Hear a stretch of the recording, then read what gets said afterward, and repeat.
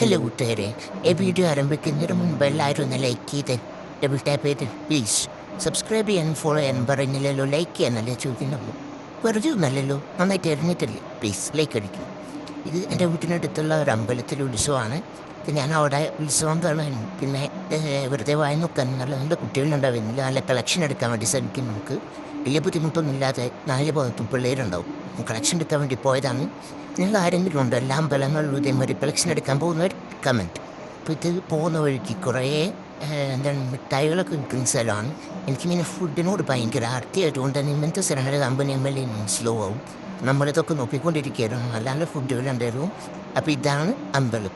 ഇതാണ് മെയിൻ പ്രതിഷ്ഠയുള്ള അമ്പലം എന്ന് പറയുന്നത്. തൊട്ടപ്പുറത്തൊക്കെയുള്ളത് ഉപപ്രതിഷ്ഠകൾ എന്ന് പറഞ്ഞ്. അപ്പം ഞാനിങ്ങനെ ഉത്സവം നടക്കുന്ന സീസണിൽ ഒരു വിധപ്പെട്ട എല്ലാ അമ്പലങ്ങളിലും ഫുഡ് കഴിക്കാൻ വേണ്ടി പോകും. നല്ല ടേസ്റ്റാണ് അന്നദാനത്തിന്.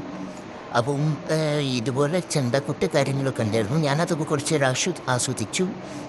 പിന്നെ ഞാൻ ഇതേമാതിരി തന്നെ ഉത്സവം ഉണ്ടാകുന്ന സമയത്ത് എല്ലാ അമ്പലങ്ങളിലും അതുപോലെ തന്നെ പെരുന്നാൾ സമയങ്ങളിലും എല്ലാ മുസ്ലിം പള്ളികളിലും പോകും. ഫുഡ് കിട്ടുന്ന പള്ളികളിൽ സ്പെഷ്യലായിട്ട് നോട്ട് ചെയ്യുന്ന ആൾക്കാരും ഫുഡ് കിട്ടുന്ന പള്ളികളിലൊക്കെ നോമ്പ് തുറക്കുന്ന സമയത്ത് ഞാൻ പോയി നല്ല അടിപൊളിയായിട്ട് ഫുഡ് കഴിച്ചു വരും. അതുപോലെ തന്നെ ക്രിസ്ത്യൻ പള്ളികളിലൊക്കെ ക്രിസ്മസിൻ്റെ സമയത്ത് ഫുഡ് ഉണ്ടാവുമല്ലോ, അവിടെ പോയിട്ട് ഞാൻ നല്ല അടിപൊളിയായിട്ട് ഫുഡ് കഴിക്കും. എൻ്റെ മാനുണ്ട്. അതായിരിക്കണം നമ്മുടെ ഏറ്റവും വലിയ ഒന്നും എന്ന് പറയുന്നത്. ഇതുപോലെ ചെയ്യുന്ന വേറെ ആരെങ്കിലുമൊക്കെ ഉണ്ടെങ്കിൽ കമൻറ്റ് ചെയ്യാൻ. അപ്പം ഞാനിവിടെ വന്നിട്ട് കുറച്ച് നേരം ഇങ്ങനെ നോക്കി നിന്നു. നല്ല രസമുണ്ടായിരുന്നു ആളുടെ കൊട്ട കാണാനായിട്ട്. പിന്നെ ഇതാണ് കനലാട്ടത്തിന് ഒരുക്കി വെച്ചിരിക്കുന്നത്. രാത്രി 12 മണിക്കാവുന്ന സമയത്താണ് ഇവിടെ കനലാട്ടം തുടങ്ങുന്നത്. ഇവിടുത്തെ കനലാട്ടം എന്ന് പറയുന്നത് ഭയങ്കര ഫേമസാണ്. എല്ലാവരും കാണാനുണ്ടാവും. അത്രയും തിരക്കായിരിക്കും.